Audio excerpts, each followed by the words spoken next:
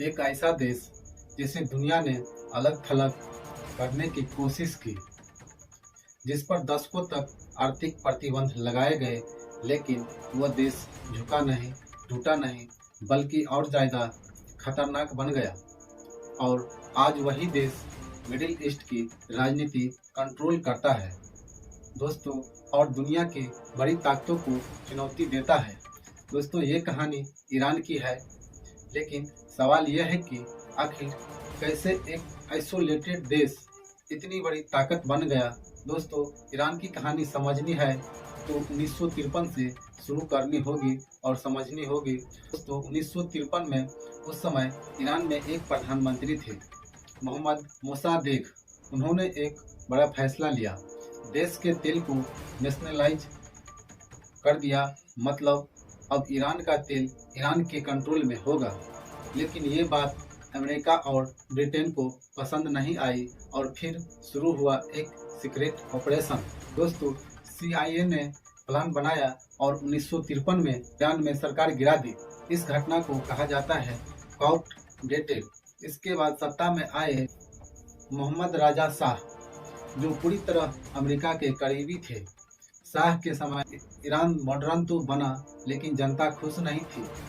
अमीर और अमीर बन गए, गरीब और गरीब रह गए।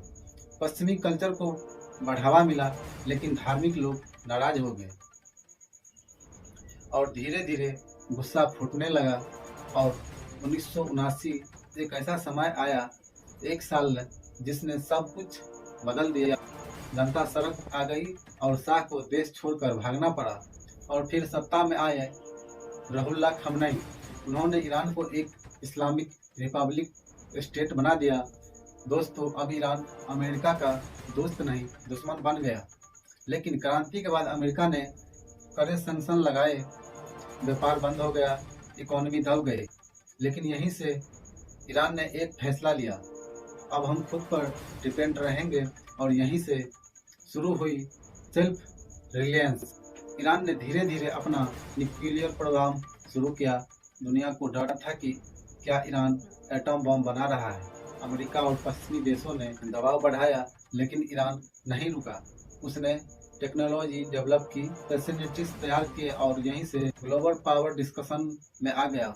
ईरान ने अपनी सेना को अलग तरीके से मजबूत किए, जैसे long range missile, advance drone, cyber warfare और सबसे बड़ी स्ट्रेटजी डायरेक्ट युद्ध नहीं, इनडायरेक्ट कंट्रोल। मिडिल ईस्ट में अपने समर्थक को ग्रुप्स बनाए, जिससे इन्फ्लुएंस और बढ़ गया। आज ईरान सिर्फ एक देश नहीं, एक नेटवर्क है। जैसे इराक, सीरिया, लेबनान, हर जगह उसका इन्फ्लुएंस है। इसलिए कोई भी बड़ा फैसला ईरान को नजरअंदाज करके नहीं लिया जा सकता। ईरान की असली ताकत उसके हथियार नहीं, बल्कि उसकी सोच है, उसका रेसिस्टेंस है, दबाव में झुकना नहीं, खुद पर भरोसा रखना। और यही वजह है कि एक समय कमजोर देश आज दुनिया की बड़ी बड़ी ताकतों को चुनौती दे रहा है। तो अब सवाल यह है कि ईरान और भी ताकतवर बनेगा या दुनिया उसे रोक पाएगी। आप क्या सोचते हैं? अपनी राय कमेंट बॉक्स में जरूर लिखें। और वीडियो पसंद आए तो लाइक करें, हमारे चैनल को सब्सक्राइब जरूर करें। मिलेंगे किसी ऐसे वीडियो के एनालिसिस में, तब तक के लिए धन्यवाद।